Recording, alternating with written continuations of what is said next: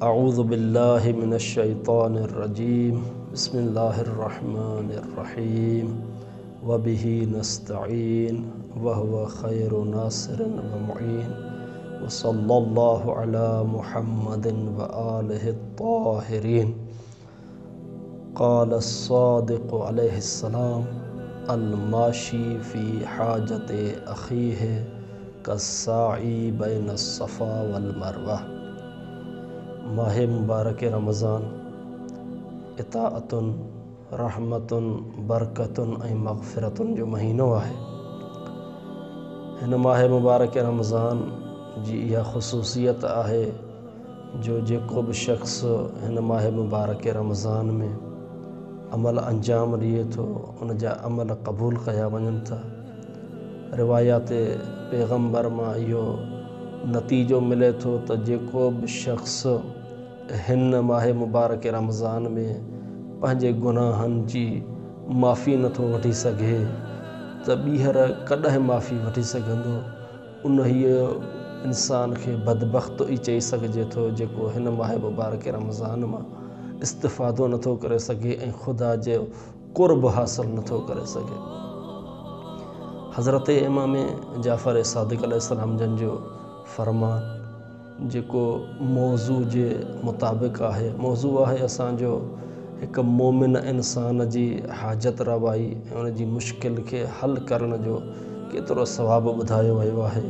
उन बाबति चंद अहादीस इमाम जाफ़र सादिक़ अलैहिस्सलाम जन फ़रमाइनि था त अल-माशी फ़ी हाजति अख़ीहि कस्साई बैन अस्सफ़ा वल मरवा।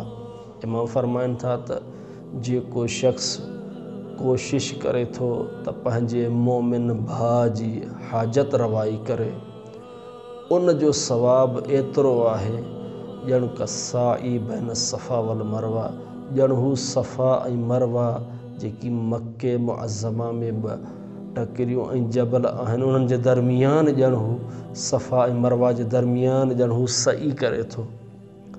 सई जेको हज जो अज़ीम रुकन आहे उन हीअ अज़ीम रुकन सां इमाम जन निस्बत ॾियनि था उन इंसान खे जेको इंसान हिकिड़े मोमिन जी हाजत रवाई करे थो। हज़रत इमाम काज़िम अलैहिस्सलाम जन वटि हिकिड़ो शख़्स अचे थो, अची बारगाह इमाम में फ़रमाए थो मौला पहिरीं ॻाल्हि इहा त मां मुहताज आहियां, मूंखे जेको आहे सो पैसा खपनि ऐं मूंखे जेको आहे सो घर बि खपे ऐं मूंखे सवारी बि खपे ऐं मौला अञा हिकिड़ी ॿी इहा जेको आहे सो मुंहिंजी ख़्वाहिश आहे त मुंहिंजी शादी थियल बि न आहे, मुंहिंजी शादी बि कराए। इमाम अलैहिस्सलाम जन फ़रमाइनि था त हाणे शादी जे लाइ त पाण वञी जेको आहे सो कोशिशि कर, इंशाअल्लाह तुंहिंजी थी वेंदी। बाक़ी ॿियनि शयुनि खे मुहैया करण जे लाइ मां तव्हांखे कुझु रक़म ॾियां थो। इमाम अलैहिस्सलाम जन उन हीअ वक़्तु उन जी हाजत रवाई कनि था ऐं तक़रीबन 100 दीनार उन हीअ टाइम ते उन शख़्स खे अता कनि था ऐं इमाम इहो ताक़ीद कनि था त ए शख़्स अगरि ज़रूरत पवई त वरी बि मूं काज़िम जो दरवाज़ो खड़काइजां, इन करे जो मां बाबुल हवाइज आहियां ऐं इन तुंहिंजी जेको आहे सो हर हाजत खे इंशाअल्लाह मां पूरो कंदुमि। पैगम्बर अकरम सल्लल्लाहु अलैहि वसल्लम जन खां वरी रिवायत आहे, पैगम्बर अकरम जन फ़रमाइनि था मन मशा फ़ी औन अख़ीहि व मनफ़अतिही। जेको शख़्स पंहिंजे भाउ खे फ़ाइदे पहुचाइण जे लाइ ऐं पंहिंजे भाउ जी हाजत रवाई करण जे लाइ उथे थो, कोशिश करे थो, पैगम्बर फ़रमाइनि था फ़लहू सवाबुल मुजाहिदीन फ़ी सबीलिल्लाह। उनखे एतिरो सवाबु मिलंदो ॼण हू राह ख़ुदा में जिहाद करे अचे थो।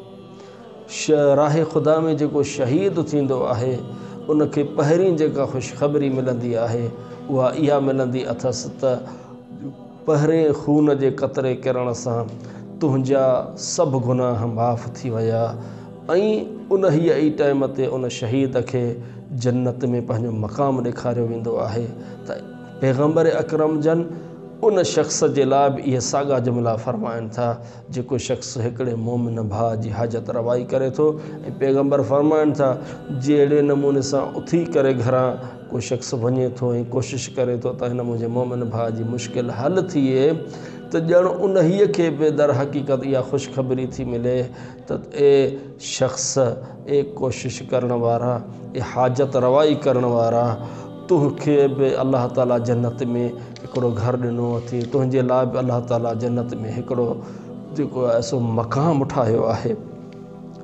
वरी मीज़ानुल हिकमत में इहे रिवायतूं तमामु मौजूदु आहिनि। वरी उते हिकु रिवायत आहे त बनी जेकी इसराइल जा जेकी आबिद इंसान हूंदा हुया जेकी इबादत गुज़ार हूंदा हुया जनाब मूसा अलैहिस्सलाम जी क़ौम में या जनाब ख़ुदि सॼी जेको आहे बनी इसराइल जी क़ौम में जेके हूंदा हुया उहे आबिद तरीन जॾहिं पंहिंजो पाण खे मुकमल करे वेंदा हुया इज़ा बलगल गायत जॾहिं पंहिंजे मक़सद ऐं गायत ते पहुची वेंदा हुया त पोइ आख़िरी कमु जेको हू अंजाम ॾींदा हुया।